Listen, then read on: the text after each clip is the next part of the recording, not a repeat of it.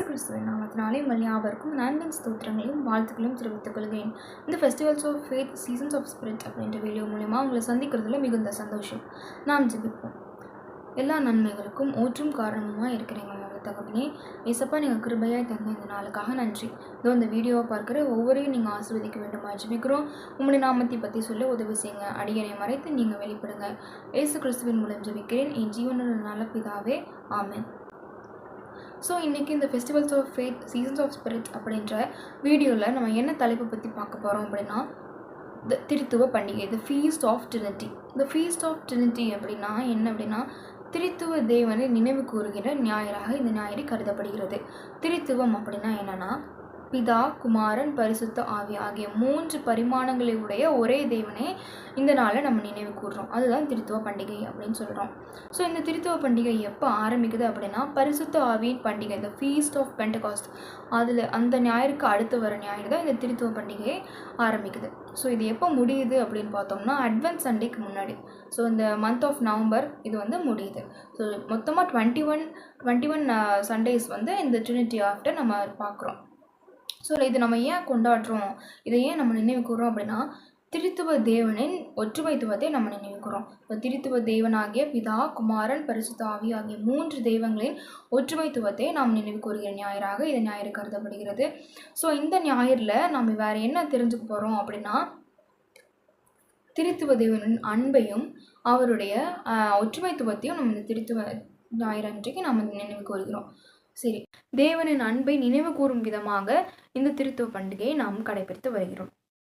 திருத்துவம் என்ற வார்த்தை வேதாகமத்தில் காணப்படவில்லை என்றாலும் திருத்துவத்தின் நடைமுறைகளும் செயல்பாடுகளும் வேதாகமத்தில் காணப்படுகிறது. எடுத்துக்கொள்வோம் மத்தேயு 3 அதிகாரம் வசனங்கள் 16-17.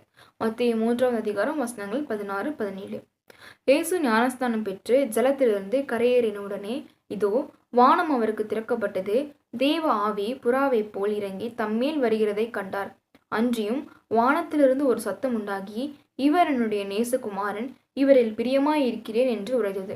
ஸோ இந்த வசனத்திலிருந்து நம்ம என்ன பார்க்குறோம் அப்படின்னா, பிதா, குமாரன், பரிசுத்த ஆவி ஆகிய 3 பரிமாணங்களையுடைய ஒரே தேவன் ஒரே நிகழ்ச்சியை நம்ம இங்கே பார்க்க முடிகிறது. மூன்று பரிமாணங்களுடைய தேவன் இங்கே செயல்படுகிறார் அப்படின்றத நம்ம இங்கே பார்க்க முடியுது. ஸோ நம்ம லுத்ரன் திருச்சபையில் நம்ம விசுவாசத்தை 3 விதமான பிரமாணங்களில் நம்ம சொல்கிறோம். விசுவாச பிரமாணத்தில் 3 இருக்குது. அப்போஸ்தல விசுவாச பிரமாணம், நிசேய விசுவாச பிரமாணம், அத்தனேஷியன் விசுவாச பிரமாணம். இந்த அத்தனேஷியன் விசுவாச பிரமாணத்தில் நம்ம என்ன பார்க்குறோம் அப்படின்னா, இவ்வாறு பிதாவும் கடவுள், குமாரனும் கடவுள், பரிசுத்த ஆவியும் கடவுள், 3 கடவுள்கள் அல்ல, ஒரே கடவுள். இவர்கள் யாரும் பெரியவரும் அல்ல, சிறியவரும் அல்ல. மும்மூர்த்திகளும் ஏதும் முன் அல்ல பின் அல்ல, முழுமையாக 3 நபர்களும் நித்தியமானவர்கள் மற்றும் ஒருவருக்கொருவர் சமமானவர்கள் அப்படின்ற தெளிவான விஷயத்தை நம்ம இங்கே பார்க்க முடியுது. 3 கடவுள்கள் அல்ல, மூவரும் இணைந்து ஒரே கடவுளாக செயல்படுகிறதை திருத்துவம் என்பதை நாம் வெளிப்படுத்துகிறோம். திருத்துவம் என்பது விளங்கப்படுகிறது. ஸோ இதில் திருத்துவத்தை வெளிப்படுத்துகிற ஞான பாடல்கள் என்ன அப்படின்னு பார்த்தோம்னா, ஞான பாடல்கள் 1-11, ஞான பாடல்கள் 90-93, குறிப்பாக சொல்ல வேண்டுமென்றால் ஞான பாடல்கள் 332. நாம் ஜெபிப்போம். எல்லா நன்மைகளுக்கும் ஊற்றும் காரணமுமாக இருக்கிற நல்ல தகப்பனே, இதோ இந்த வீடியோவில் பார்த்தது மூலயமா பிதா, குமாரன், பரிசுத்த ஆவி ஆகிய 3 பரிமாணங்களுடைய ஒரே தெய்வனாக நீங்கள் எங்கள் மத்தியில் செயல்பட்டு வருகிறதற்காக நன்றி செலுத்துகிறோம். இந்த வீடியோ பிரயோஜனமாக இருக்க நீங்கள் உதவி செய்யுங்க. நீங்கள் மகிமைப்படுங்க. இயேசுவின் மூலம் ஜெபிக்கிறேன் ஜீவன் தந்த நல்ல பிதாவே, ஆமென்.